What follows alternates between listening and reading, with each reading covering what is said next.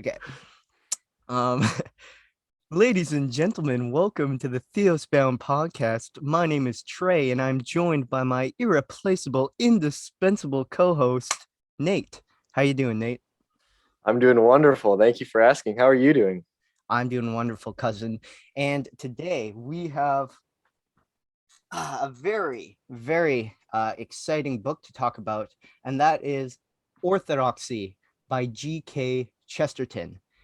Chesterton is or was a 20th century Catholic theologian, poet, writer of fiction and nonfiction. And he is just a very excellent theologian. And that is why we have decided to talk about this book.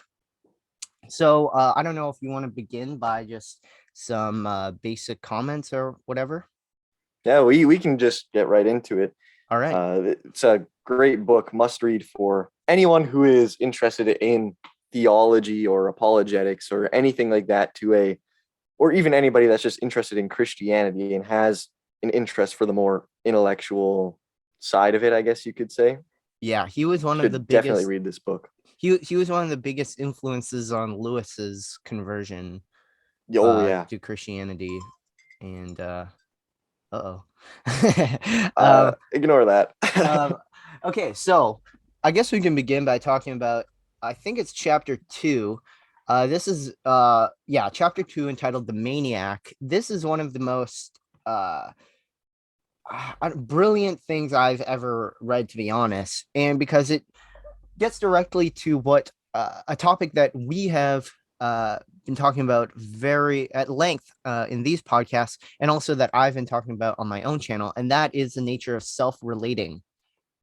Self-relating is obviously the opposite of what in Christianity we would call communion. So Chesterton's idea basically is that the maniac, rather than defining, well, the definition of the maniac for Chesterton is, in this most basic sense, someone with full trust in himself. And if you think about it, probably the most basic idea of insanity is solipsism, the belief that literally only you exist. That is just like the most basic level of insanity. So for Chesterton, a maniac is someone who has full trust in themselves, and they're able to essentially explain everything. There's no mystery, there's no mysticism or unknown for the maniac. It's not that the maniac is crazy because he or she can't explain things and that's why they go crazy. It's that they seemingly can explain everything. Like, why is this guy um walking down the street, and why did he say hi to me? It's, oh, I know why. It's because he is stalking me. Or why is this guy mowing his lawn? It's because he wants to inflict pain on the grass. So he has all of these reasons that stem directly from himself, that he has no recourse to any external evidence or to other people. He thinks that he or she thinks they can explain everything and anything without recourse to the other. And that is, for Chesterton, the definition of the maniac.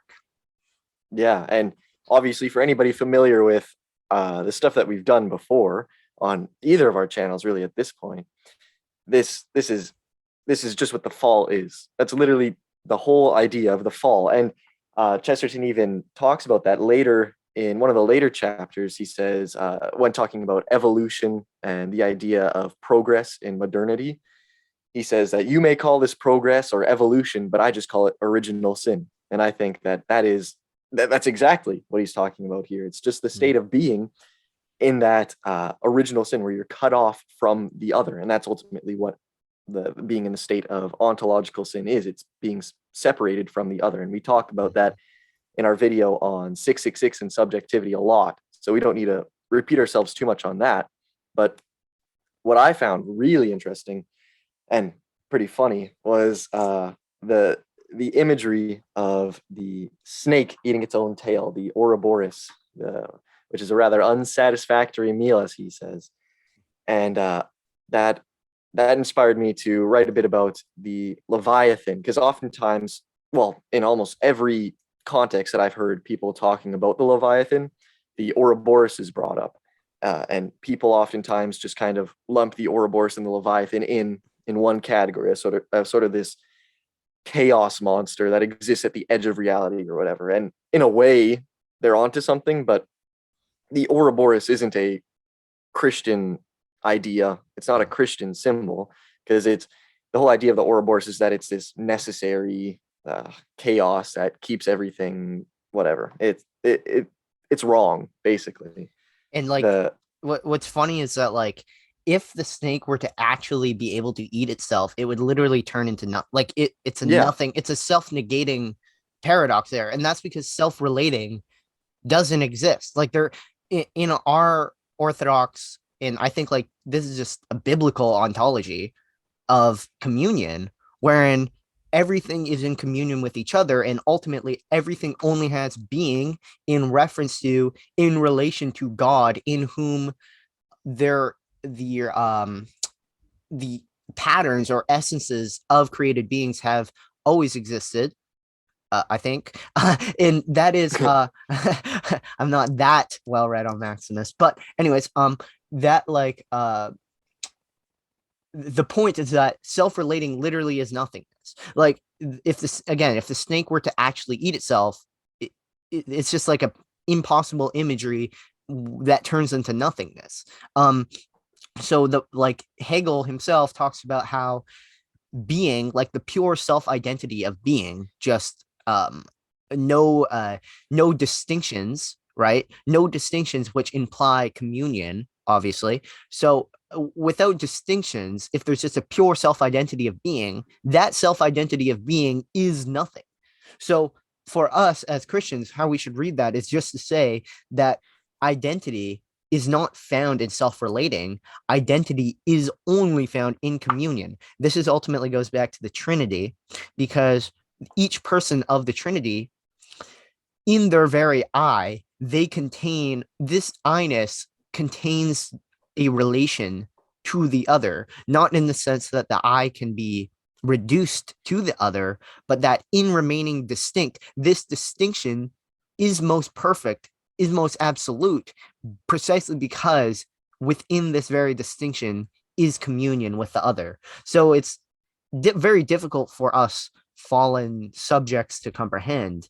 But I think the point that Chesterton is getting at here with by calling the Ouroboros, the snake eating itself, a very unsatisfactory meal, is that self-relating is ultimately uh, ultimately exhausts itself. And of course, the absolute form of self-relating is hell, in which um you turn from every aspect of the divine and every aspect of the other, every aspect of being, because being ultimately is divine. It can only have you can only have being in reference to God. So the full actualization of hell is a complete self-referentiality, wherein you turn completely from the other. And that's what Chesterton would call a bad infinity. Yeah, that's right. And I think just bringing this back a little bit to the Leviathan as a symbol related to the Ouroboros, there's a reason that in practically every single iconographic depiction of hell that exists, hell is shown as the mouth of a Leviathan. Like there is a reason for that. And in a way, the Leviathan is the Ouroboros, or at least the way that Leviathan is presented in Scripture is like the Ouroboros. The Leviathan was created good, as were all things. Psalm 104 tells us that the Leviathan was created to play in the deep. The Leviathan was created to participate in the eternal rejoicing of the Son and the Father. The same word used in Proverbs 8 for the rejoicing of the Son and the Father is the same word used in Psalm 104 to describe the Leviathan playing in the deep. So the Leviathan was created to play with God, the same way that angels were created to sing in harmony with the Trinity. Lucifer's, in Ezekiel, I think 28 it is, we're told about the anointed cherub who fell, and his tabrets and his pipes were prepared to adorn the Garden of Eden. The same way that Leviathan's breath was given to her to swell the waters with the fiery praise of God. There's lots of good stuff to be said about the Leviathan, but just like Lucifer, or whatever the name, Satan, just like Satan, the devil used his voice, which was meant to sing the praises of God, to tempt man, to serve his own interest, to reject the divine plan of his own creator. The devil used the great beast of the sea and her glorious teeth as a monster to terrify humanity and entrap the righteous. So it's the perfect symbol of Chesterton's madman is this the serpent eating itself, both the Nakash of Genesis 3, the devil destroying his own source of being, and also the Leviathan eating its own tail, using the instruments of glory that God has given it, its teeth, to destroy itself, basically. Uh, I'm wondering what you would say to this idea of, you know how the curse of the serpent is to eat the dust.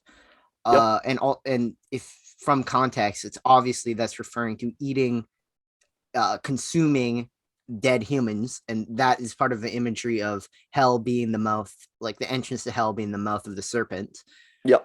So what do you think about the idea that, like, there seems to be this idea that hell is this place where the devil rejoices and is like somehow happy in a way, like the Yeah. devil experience, like there's this like very pop cultural idea of hell where every all the humans are suffering, Yeah. and then Yeah. the hell, and then Satan gets joy from this. But what would you say, Yeah. like, wouldn't, like, if we would get more, like, I don't know if there's really an ultimate answer to this, but what would you say, like, do you think that if we're defining hell as its turn towards self-relation, in order to have this sort of idea of Satan having dominion over others, that's not the full actualization of self-relation. That's still a sort of improper relations of domination, which of course is the path towards, in order to get to self-relation, you have to go through improper relation. Idolatry ultimately leads to hell. So idolatry would be an example of improper relation, giving Yeah. glory to the wrong thing, to something that will become exhausted, and then once that occurs, you're left by yourself, and obviously that would be self-relation then. But do Right. you think that in the full actualization of hell, that Satan will continue to have any sort of dominion over the other devils and the damned? Well, to put it to to put it succinctly, I don't think that hell is gonna be a red person like sort of thing with horns laughing at all the people burning. I don't think that's what hell is like, and I think to understand exactly how it is that the damned are the servants of Satan, so to speak, but Satan is also tormented in hell. I think the way that we can understand that is in the context of the relationship between angels and men, the way that it was supposed to be. So, of course, angels were created. I love the analogy that James Jordan uses, where uh, angels are the drill sergeants of men, where they raise us up to be even more glorious than themselves. And I think that we have to understand that in order for angels, or the way that angels are meant to work in the world, is through through matter, of course. And uh, we were created as the sort of creatures who encapsulate both the spirit and matter in ourselves. So angels don't have the privilege of being able to just immediately act within matter without being given that authority by God. Whereas men, we have the direct access to matter intrinsic to our very nature. And so, as soon as Satan cut himself off from the glorifying gifts which God has given him by looking inwards to himself in pride in Genesis 3, by tempting man, because he didn't want man to become glorified, what that means is that Satan then had to work through man in order to work in the world. In order to work in matter, Satan had to go through man.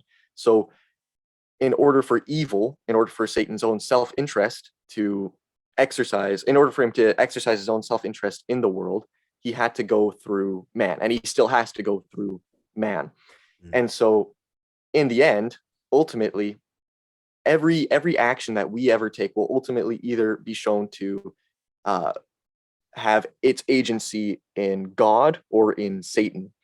And I think that the way that we can understand Satan eating his own tail by working through men is that the servants that he creates are ultimately the servants which he has to destroy in the end. And that will it really is like the Leviathan eating his own tail, because just like, well, let's think about the uh, in Job, the Leviathan is noted for its impressive speed and movement, which is a gift from God. And obviously, speed and movement is related to the idea of communion. Why do we move in space? It's because we're moving towards another. All movement is directly related to communion. So the Leviathan is noted for its speed and its movement because those are the very instruments by which it communes with God. Those are the gifts given to it by God. But then in the end, and this is why the serpent eating its own tail is such an apt symbol for the closed circle of fallenness. In the end, if the Leviathan eats its own tail, or if the Leviathan is so opposed to God, or the serpent is so opposed to God, then in the end it has to destroy every ounce or every measure of divinity that's present in anything ever, right?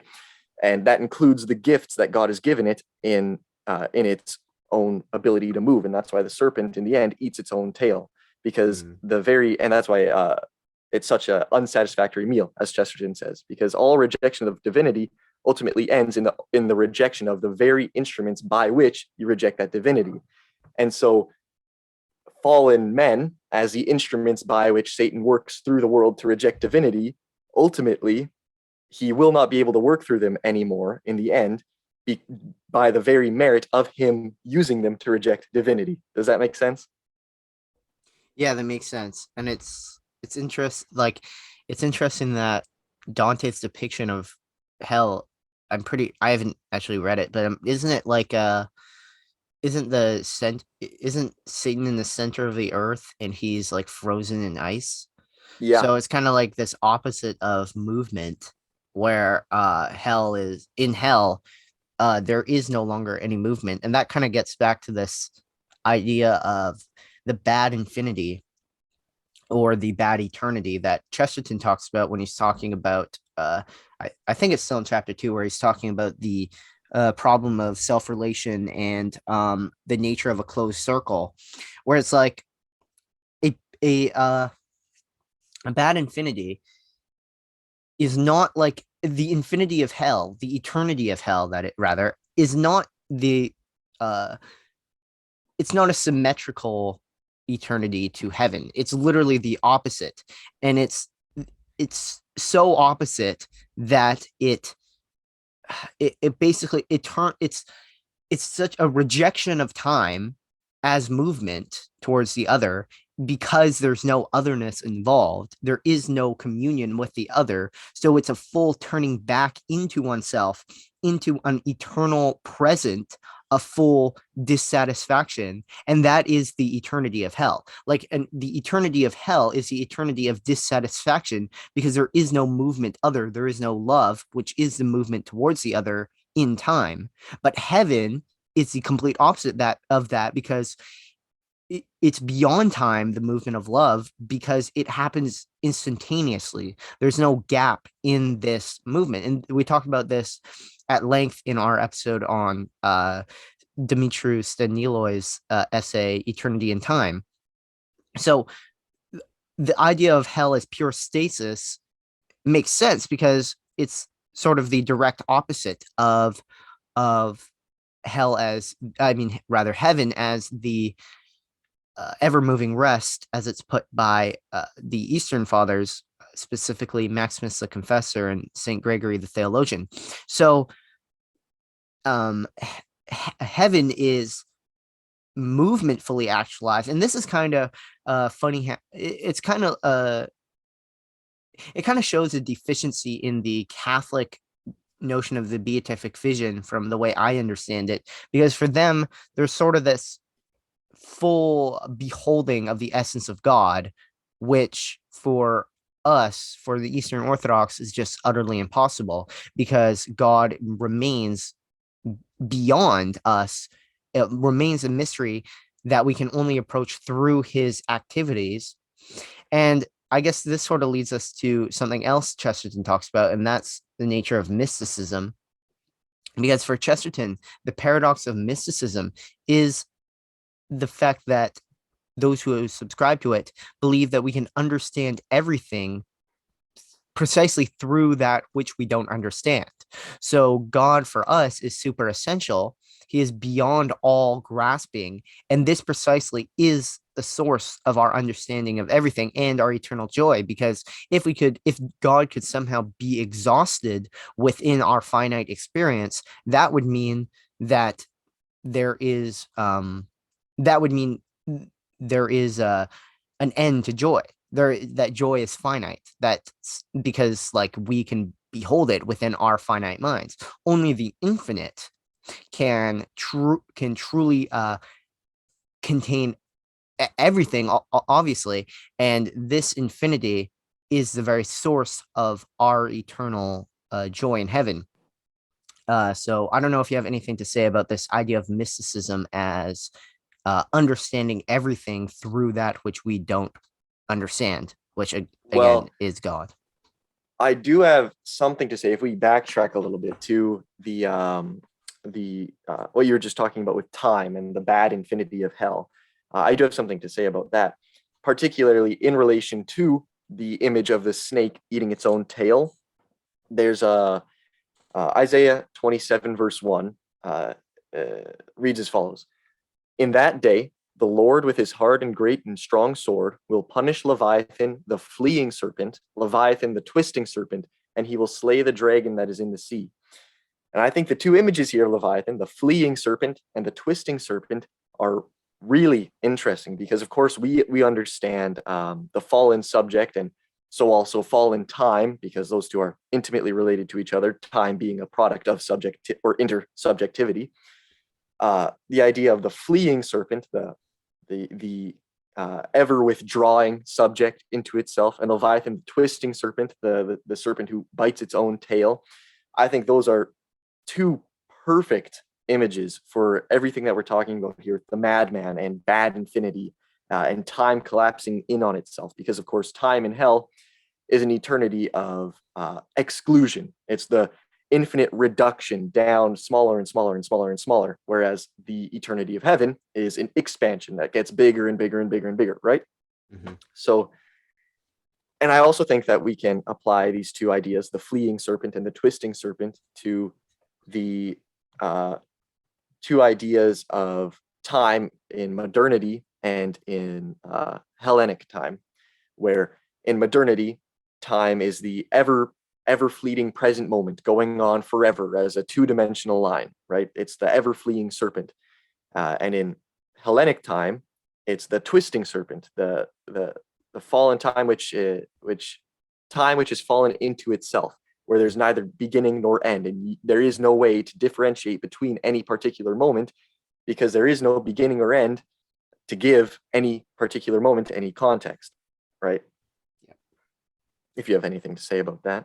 Yeah, that's funny. That's like it's funny that Saint Augustine in the Confessions, he was trying to figure out what the nature of time was, and he realized that the present is the present is the only thing which is, but at the same time it isn't, because it's such a small, it's literally infinitesimally small. You can never just grasp the present. And he was just so confused by this. He didn't understand the nature of past, present, and future. Um, and he just couldn't grasp it. So he ultimately just gave up. He wasn't able to define what time was. But I think Stanuloi ultimately gets to what time is, and that's the fact that there is what what Augustine was looking for was a self identity of time. He was looking for some final like thing that we can say, okay, this is time, but time is always negating itself. There is no present movement wherein we can rest, precisely because we are not fully we are not in communion with God, but ultimately everything is leading towards God. Everything is moving towards God. So it's not that we can define the present as a self-relating present, a self-identity, because as Augustine ultimately showed, this is meaningless. It's infinitesimally small. There's no way to grasp the present. Rather, the present is just that that period which cannot be grasped because there isn't there isn't a movement always towards the other, towards God, towards eternity. And that's what time is for us. Time is ultimately the movement from the beginning of the world um, to the end, in which God will become all in all. So the thing with the present is that um, all the paradoxes of time and trying to figure out what time is, ultimately the problem is the failure to see that time is in a sense an expression of a lack of reality. As C.S. Lewis talks about, and Seraphim Hamilton has a really good video, I believe, called When the World Wakes Up.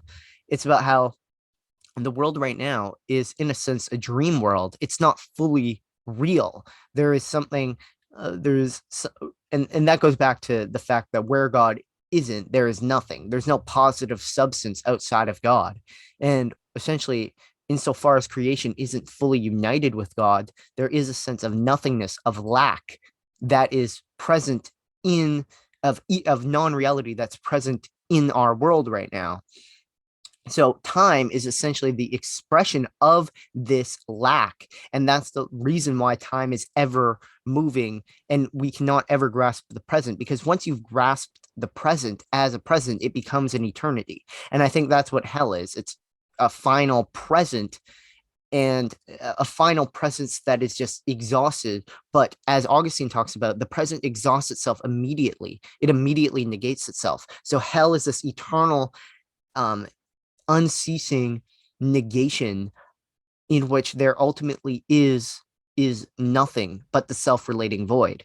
And I think that is why we can't ascribe to any sort of annihilationism, which would say that hell in the damned are just annihilated. And that's because they do retain some level of being, but it's a paradoxical being that is uh, entirely in the mode of um a willful turning away from the other. And that is why it is such a paradoxical and contradictory and ultimately unpleasurable experience. And I think it all really, to understand all of this, it goes back to this idea of time that Chesterton talks about so much, the idea of a bad eternity and an eternity of self-relating. Right. Yeah. And I just remembered something earlier that I was going to say when we were talking about how we can understand Satan in hell as not just this uh, laughing guy in a red suit laughing at all the people that are damned while still maintaining some sort of level of authority.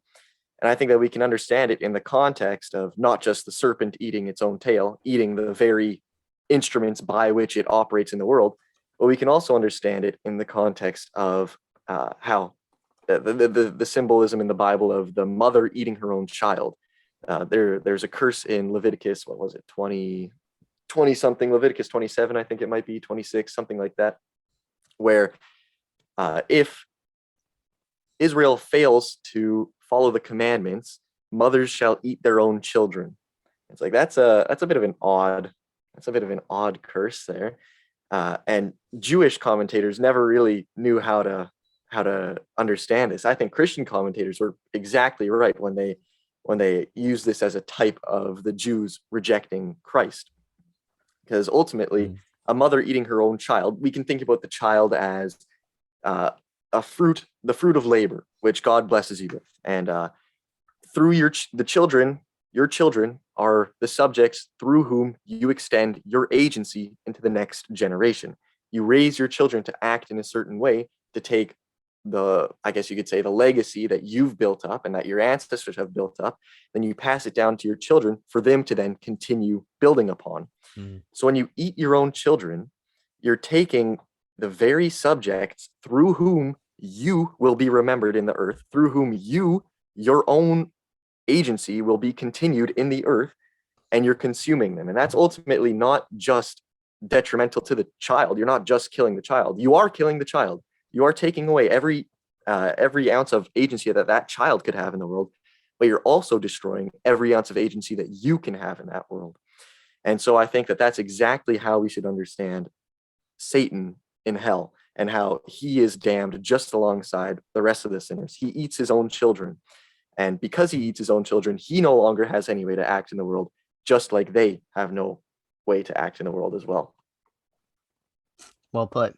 It reminds me of that verse that thou shalt not boil thy kids in Yeah. their mother's milk.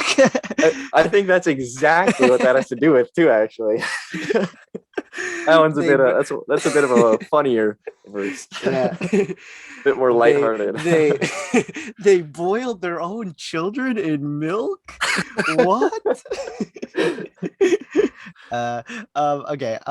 What else? Oh, I also want to talk about the unknown nature of the self, which is something that it's funny, like often, like there is no like one thing he talks about here. Oh, okay. I guess we have to talk about that first.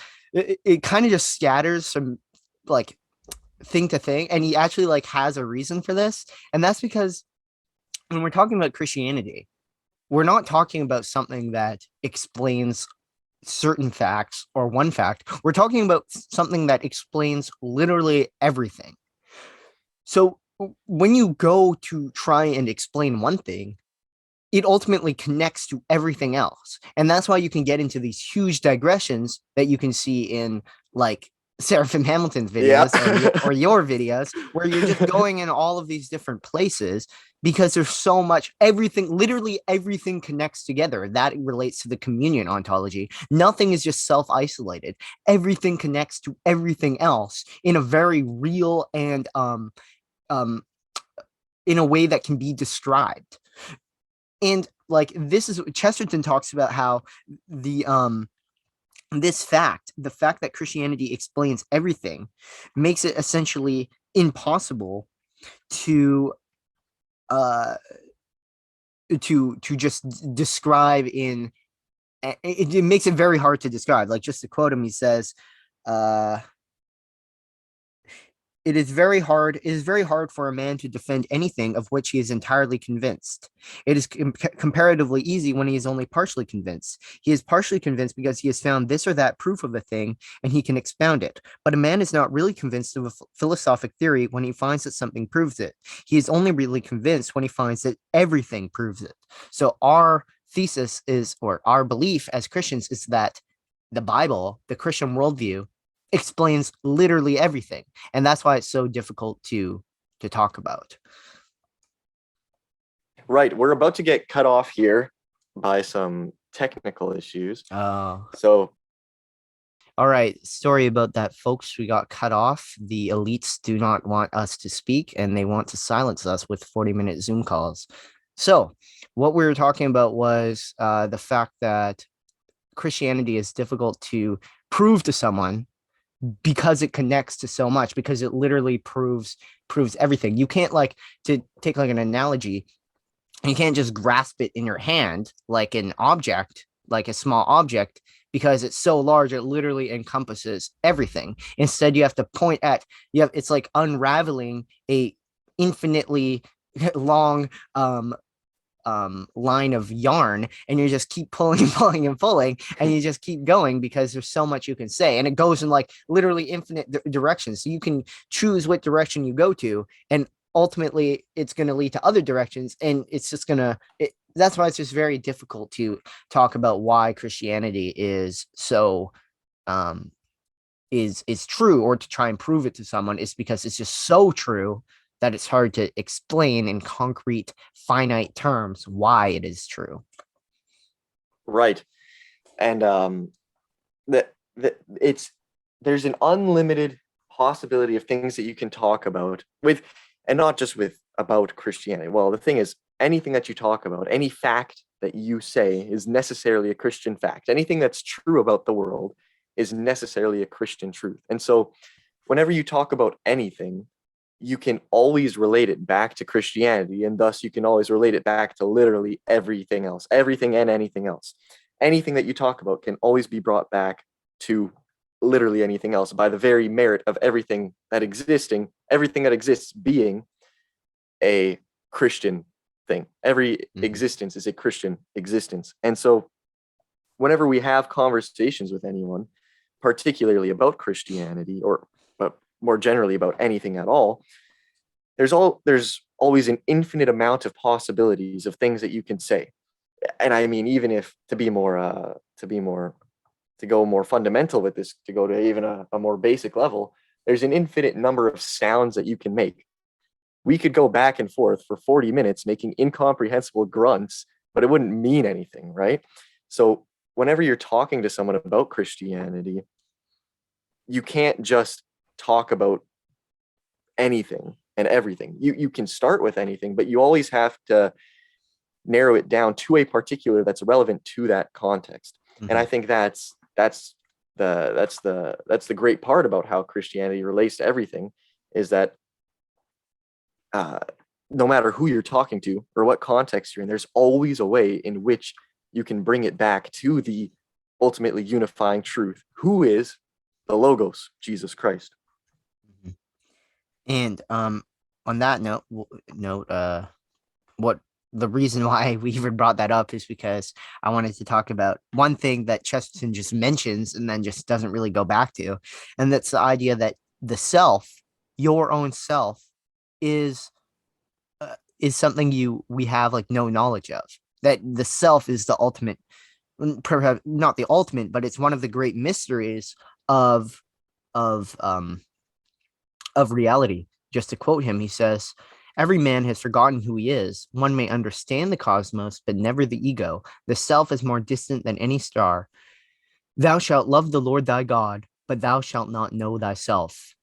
Unquote. So, the basic idea here is that in in other philosophies, there's this idea of knowing yourself, and I think this is one of the big dangers of really a lot of secular ways of thinking, and that's the idea of authenticity and like looking into yourself and you will find your true self. I think that's sort of like Zizek talks about this. It's like the ideology of transgenderism, where there is this authentic self deep down. It's ultimately like a Gnostic idea of the body is divided from the soul, where the soul can be in disaccordance with the body, and that this isn't just a disturbance that can be corrected with by the grace of God. It's actually like an eternal thing or whatever, where there is this separation, this dualism. And it's like the idea is that deep down in my soul, there is my authentic self. And if I only do these surgeries, in the case of transgenderism, if I only, uh, castrate myself or whatever, I will now be my real self. Or it's like, and then that is like, and then there's the interesting fact that most transgender suicides occur 10 years after transitioning. So, like, clearly they haven't found their authentic self just by not converting, what's it called, transitioning. And this is why Zizek is valuable here, because he understands subjectivity and the inherent disorder of our subjectivity, and the fact that an authentic self is not possible on those terms. And that's what I say, on those terms, because in terms of self-relating, which is the only way in which Zizek understands the self, there is no authenticity. There's no such thing as an authentic self-relation, because if it claims to be a self-relation, it's automatically inauthentic, because nothing is a self-relation. Everything, even God himself, is the relation to the other. The God is Trinity. So what we should emphasize as Christians is that um, the self is not to be understood in terms of self-relation, and that is why it's so difficult, if not impossible, in our fallen state to grasp anything about ourselves, to have self-knowledge, is because we're looking in the wrong place. Your self, your very being, comes from God, and in order to understand yourself, you need to understand God. So, in order to understand yourself as a creature, you obviously need to understand your creator. Implied within the very notion of creature is the creator. So, when Chesterton talks about how the self is something that we don't know much of, I think the reason why we don't know much about ourselves is because we're just using the wrong terms. We're thinking in terms of self-relation, trying to understand the self-identical, self-relating substance that constitutes the human, the I, subjectivity, when in reality we should be looking towards the other, because our very identity is constituted by and contains the other. Right. Yeah. Oh, there's something I was going to say. I completely forgot what I was going to say. Oh, Uh, yeah. On the note of transgenders, that's a really interesting one and a very relevant one. I'll try not to say too much. I'll try to make sure that this call doesn't get cut off yeah. early like the last one. But to push the limits here a little bit, uh, transgenderism is a particularly interesting one because you can see how in the very act of them uh, transitioning, there's that desire for the other, but they're internalizing that otherness and they're trying to make themselves the other. They, it's I don't know if this is at all related to the philosophical idea behind what you've talked about in the past with self-othering, but do you think there's something to relate there in terms of self-othering with the idea of the transitioning as making oneself the other? um, I think it depends because self-othering, at least the way I understand it, is not an inherently bad or disordered thing. It all depends. I guess, yeah, I guess it all depends on the way in which it occurs because recently I like in aphasis when I was thinking through obviously the ontology of self-relation that I had, and I don't think it's a coincidence that my drive ontology, I'm sure no one listening to this has read the book, but my drive ontology, that is the ultimate ontology of self-relation. That's not a coincidence that I came to that because everything for me, for my past self, only had everything was self-related, everything was constituted by itself. Like that's the idea of the drive. The drive is the self-identity. And then the thing that I got to was self-othering was the subject undermining itself, and in this very undermining it creates itself. And I think there's a way in which this can be positive, and that's why I've been trying to link up subjectivity with time, because in the same way that time can be positive when united to Christ, and ultimately objectively objective time is the time of creation is moving towards Christ, but our particular phenomenological times, it all depends on whether we embrace Christ or reject him. So obviously, in the end, Christ is a cosmic victor, but we need to choose whether we embrace this victory or we turn away from Christ. Ultimately, self-othering can be positive if we understand self-othering in this negation of ourselves through time as ultimately shedding our past self and deepening our relationship with Christ. But with transgenderism, it's a self othering that's the eternal circle of trying to grasp your authentic self where you are, where there is no authenticity in yourself qua self relation, because obviously that's an illusion that doesn't actually exist, that you're grasping at nothingness.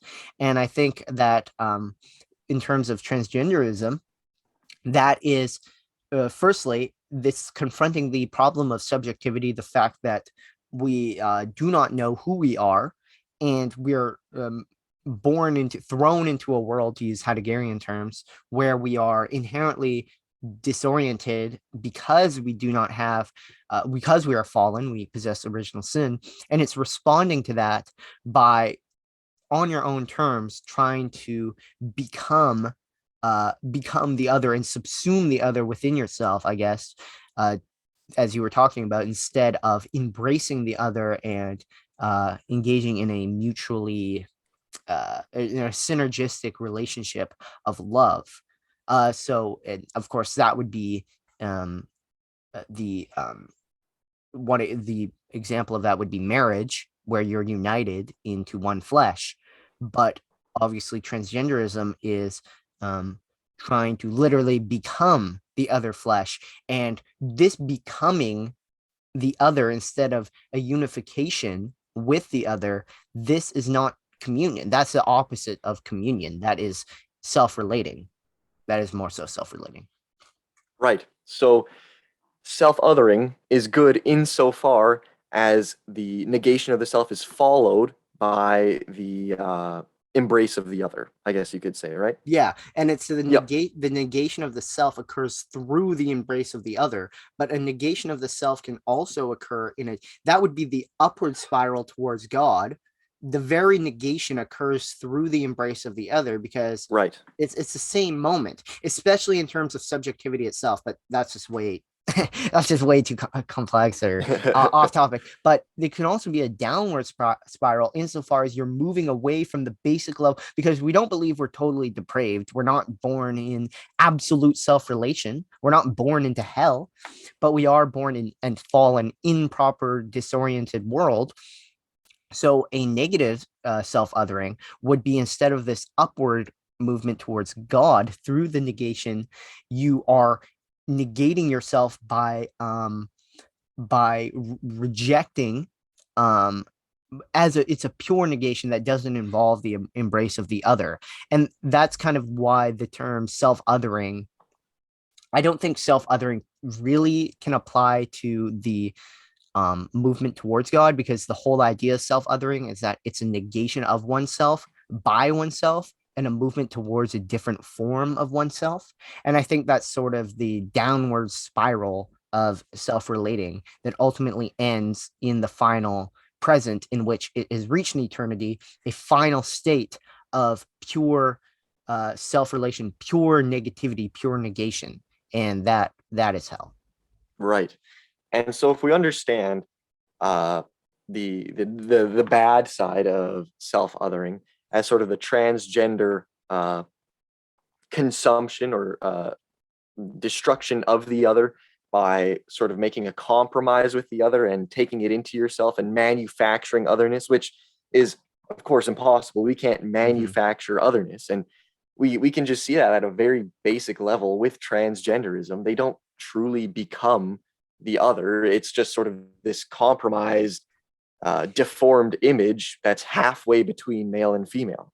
And that's that's a very that brings us to a very important point that Chesterton actually talks about in the book, and that's how Christianity, when it is confronted with two opposites, it doesn't just compromise between the opposites. It takes each opposite to its very extreme end, and somehow those two opposites do not contradict each other. Christianity Mm-hmm.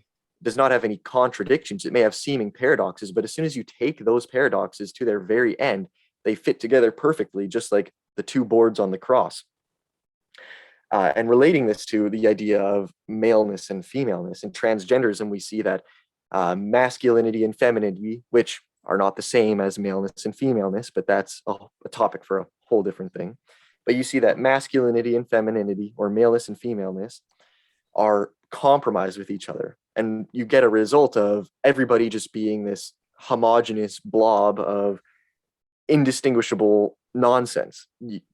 There is no true differentiation or unity when everybody is reduced to the same compromised image of halfway between male and female, of where everybody's androgynous. Whereas with God, God is neither male nor female, but within the Trinity, masculinity and femininity are taken to their very extremes. It's because of the Trinity that we even have the images of male and female in humanity. The Mm-hmm. reason that father and son relationships exist, and father and or uh, husband and wife relationships exist, is because the archetype for masculinity and femininity is in the Trinity. The father is the most masculine being that, or super. I don't know. I don't even know what to. Now I'm running into the Yeah. problem of the name of God here, but the father is the most masculine and the son is the most feminine, because masculine is that which uh, the procession comes from, and then feminine is that which receives and reverts it back. Mm-hmm. So within the Godhead, masculinity and femininity are taken to their very extremes, but that's not a contradiction. It's because that those two opposites can be taken to their very extremes and still work in Christianity. That's proof that Christianity is itself true. And Chesterton talks about that in this book. And that idea of Christianity bringing opposites, bringing all seeming contradictions together in harmony, that's the very notion that made Chesterton even consider Christianity in the first place. Mm-hmm. Yeah, it's funny how, like, even even things which go against Christianity have a place within Christianity for the very fact that it goes against, like, and that's why we find that's precisely the reason why our whole project, or at least my whole project that you're participating in, with reading the modern philosophers like Hegel, Zizek, and all these guys, why it's so fruitful is precisely because of them standing in opposition to Christianity, and in doing so, they demonstrate the truth of our faith. And there has to be a Bible verse about that, about the enemies of God showing something in Yeah. their own way without them even knowing. They're proving and demonstrating the glory of God without Well, them even knowing. They're the vessels of wrath that Paul talks about in Romans 9, who Mm-hmm. despite their unwillingness to participate in the goodness and glory of God, they still end up pointing towards the glory of God. Yeah, exactly. And it's interesting now, I guess. Another image of, we keep talking about self-relation versus communion or towards the other, but that's a large part of what Chesterton's talking about. And one of the images he uses near the end of the book is the difference between the way the Buddha is depicted and the way a Christian saint is. And ultimately, the difference is that the Buddha is looking inwards with his eyes closed. He's doing this self introspection that constitutes Buddhist meditation, while the Christian saint is always. It's funny, like the Buddha is in like this perfect like garden with the tree next to him, and he's like in this harmonious place of peace with his eyes closed. And then the example that I think Chesterton uses is Joan of Arc, who's just like in this crazy world, standing there with her eyes open, wide open, like with huge eyes. And actually, if you look at the icons, typically icons of the saints have depict them with very large eyes. And Chesterton says it's that the Christian is not looking inwards, but rather has separated from the world and is looking upon it in astonishment. And I think you could also read that as not just the saint looking upon the world, but looking upon the other in general, just a movement outwards. And of course, seeing, we know from what's his name, Rupert Sheldrake, is not just who actually has very good YouTube videos. He I does. suggest people out there go watch those. Especially his video on the Trinity is really good. Anyways, he kind of proved that, or he talks about the proof that seeing is not just a passive thing. It actually involves a movement outwards. And that's why you can literally feel someone staring at you, even if you have your eyes closed. I actually proved this with my girlfriend 2 days ago. So it is true. You can literally sense someone staring at you. And of course, that leads back to the Christian idea that of procession and reversion, where you move outwards towards the other, and then they return that they return your act of love or movement towards them with a movement towards you. And for the Christian saint, they're staring at the other precisely because they're in communion with, engaging with the world. And yeah. Yeah. I think one of the most beautiful images of this idea would be the archetypical diptych icon, where you have Christ on one side and Mary on the other side. And when you close the diptych, they're looking at each other. And there's a reason for that. The icon is intentionally designed like that because that's ultimately the image of the cosmos. That's the image of our very salvation and glorification. It's us as the creature looking at Christ and Christ looking back at us.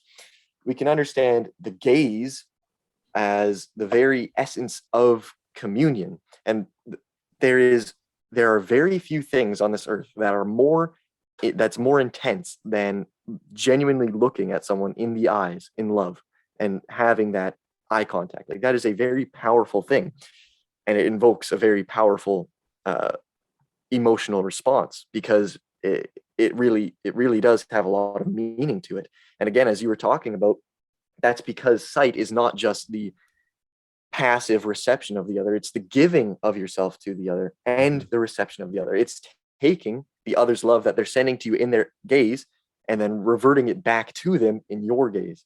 And that's why in Revelation, Christ is described as having eyes of fire, or eyes like fire.